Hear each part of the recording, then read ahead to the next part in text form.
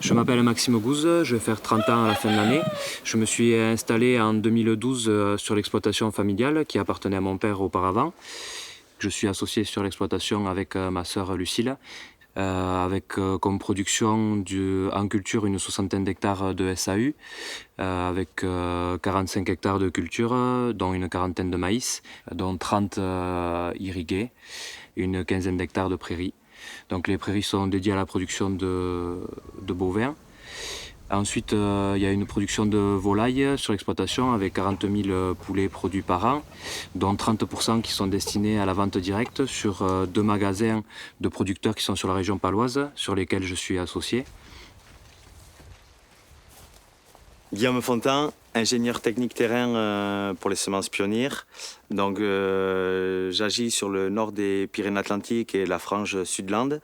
Et je fais le suivi agronomique chez un peu plus de 300 agriculteurs. Je connais Maxime depuis 2010 par une passion commune puisque je suis arrivé dans le club de rugby ici. Je suis arrivé sur la pointe des pieds puisque j'étais tout le temps adversaire à Nord-Béarn. C'est vrai qu'il faut dire qu'en plus, à cette époque-là, on était des joueurs issus de la formation, du cru, donc on n'avait pas forcément l'habitude de voir des personnes arriver de l'extérieur. Donc il a fallu qu'il se fasse sa place. Et ça n'a pas été forcément facile, mais après on l'a vite accepté parce que sa mentalité correspondait à la nôtre. Ce qui me plaît dans le rugby, c'est tous les liens d'amitié qu'on peut tisser avec l'ensemble des joueurs de l'équipe.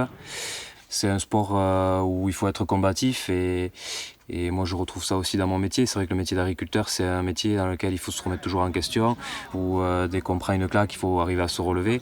Et le rugby, c'est un peu pareil. Quand il y a une défaite, il faut réussir à repartir de l'avant pour faire encore mieux et à arriver à l'objectif qu'on avait fixé au départ.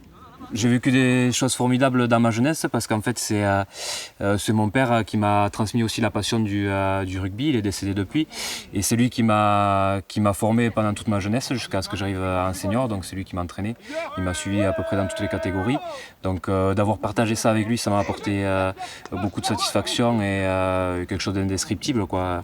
Et ensuite également des victoires. Des victoires, c'est ce qui marque. On dit que même si on arrive en finale, ce qu'on se rappellera toujours, c'est la victoire.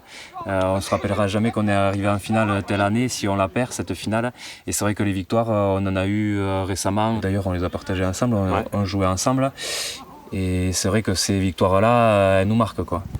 Dans notre club, on fait honneur à la troisième mi-temps.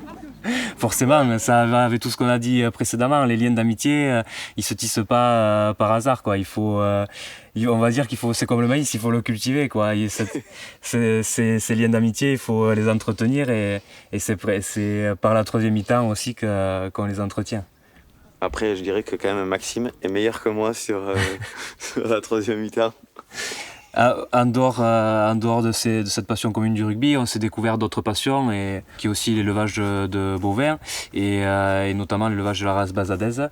Comme j'ai des prairies qu'il faut que je valorise, je suis reparti sur cette race que j'ai découvert grâce à Guillaume. C'est vrai que je pense que c'est à la sortie d'une troisième mi-temps, il m'a dit je pourrais remettre des vaches chez moi. Du coup, on ne s'est pas posé la question, on a racheté des génisses de la même race. Quand on est sur le terrain et en dehors, on est vraiment soudés.